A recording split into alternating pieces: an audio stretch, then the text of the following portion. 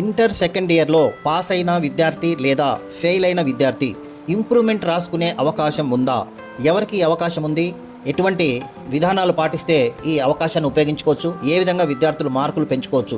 లాంటి ప్రశ్నలకు సమాధానాల కోసం ఈ వీడియోలో మీకు క్లియర్గా ఎక్స్ప్లెయిన్ చేయడం జరిగింది. ఈ ఛానల్ను సబ్స్క్రైబ్ చేసుకోండి, లైక్ చేయండి, షేర్ చేయండి. ఇక టాపిక్కి వెళ్దాం. Let us start the video.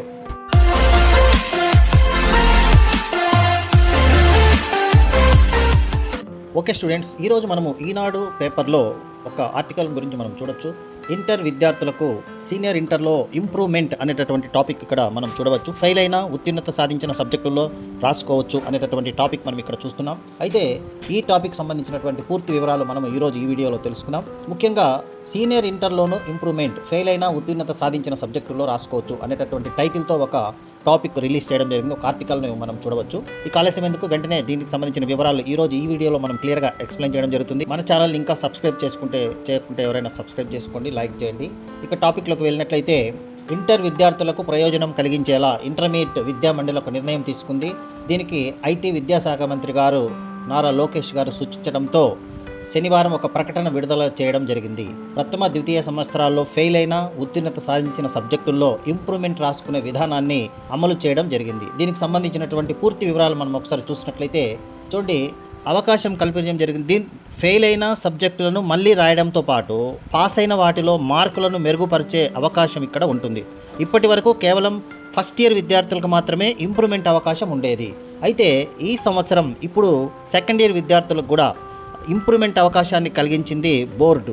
అంటే వివిధ రాష్ట్రాల్లో ఉన్నటువంటి ఈ ఫెసిలిటీని అధ్యయనం చేసిన తర్వాత ఫస్ట్ ఇయర్ మరియు సెకండ్ ఇయర్ సంవత్సరాల్లో ఉత్తీర్ణులైన, అంటే పాస్ అయినటువంటి వారికి ఇంప్రూవ్మెంట్తో పాటు ఫెయిల్ అయిన విద్యార్థులు కూడా ఫెయిల్ అయిన సబ్జెక్టులను రాసుకుంటూ వారు ఏదైనా సబ్జెక్టు పాస్ అయినట్లయితే దాంట్లో మార్కులు పెంచుకునే విధంగా కూడా ఇక్కడ అవకాశం కల్పించింది అని మనం ఇక్కడ క్లియర్గా తెలుసుకోవచ్చు. విద్యార్థులకు అనుగుణంగా చాలా మంచి అవకాశం కల్పించారు.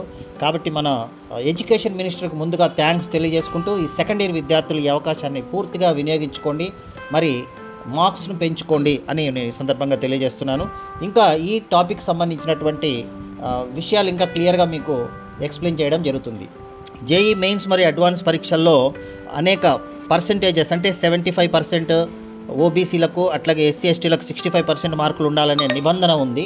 అయితే ఈ నిబంధనలో విద్యార్థులు మార్కులు తక్కువగా ఉన్నప్పుడు వారు సీట్లు కోల్పోయే అవకాశం ఉంది. కాబట్టి ఇంటర్లో మార్కులు పెంచుకోవడానికి ఈ అవకాశం కల్పించారు అనేటటువంటి విషయం కూడా ఇక్కడ మనం తెలుసుకోవచ్చు. అట్లాగే ఏపీ ఎంసెట్ ద్వారా మనము 25 మార్క్స్ వెయిటేజ్ ఉన్నందున తక్కువ మార్కులు వచ్చినటువంటి విద్యార్థులకు ఈ ఇంప్రూవ్మెంట్లో మార్కులు పెంచుకున్నట్లయితే వాళ్ళకు మంచి ర్యాంక్ కూడా రావడానికి అవకాశం ఉంటుందని ఈ అవకాశాన్ని కల్పించినట్లుగా మనం ఇక్కడ తెలుసుకోవచ్చు. ఓకే, సో ఈ వీడియో మీకు నచ్చినట్లయితే లైక్ చేయండి, షేర్ చేయండి. అట్లాగే ఇటువంటి లేటెస్ట్ అప్డేట్స్ కోసం మన ఛానల్ను సబ్స్క్రైబ్ చేసుకోండి. Thank you very much. Me valuable time మా వీడియోకి ఇచ్చినందుకు ధన్యవాదాలు. మీకు ఈ వీడియో ఉపయోగపడిందని అనిపిస్తే ఒక లైక్ కొడండి. మీ ఫ్రెండ్స్, పేరెంట్స్తో షేర్ చేయండి. మరిన్ని యూస్ఫుల్ ఎడ్యుకేషనల్ వీడియోస్ కోసం subscribe to best click content. మీ భవిష్యత్తు కోసం ఒక బెస్ట్ క్లిక్ చాలు. కామెంట్ సెక్షన్లో మీ డౌట్స్ లేదా టాపిక్స్ చెప్పండి. We will make a video for you. Thank you for watching. See you in the next best click.